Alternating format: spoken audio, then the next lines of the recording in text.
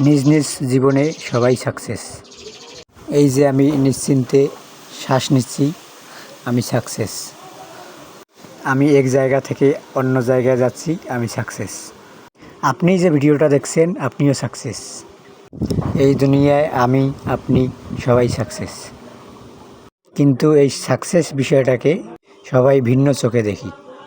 সবাই শুধু একটাই কথা ভাবি, আমি সাকসেস নই।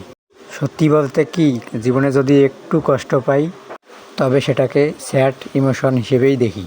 তখন কিন্তু নিজেকে একা মনে হয়, মনে অনুভব হয় একাকিত্ব জীবন।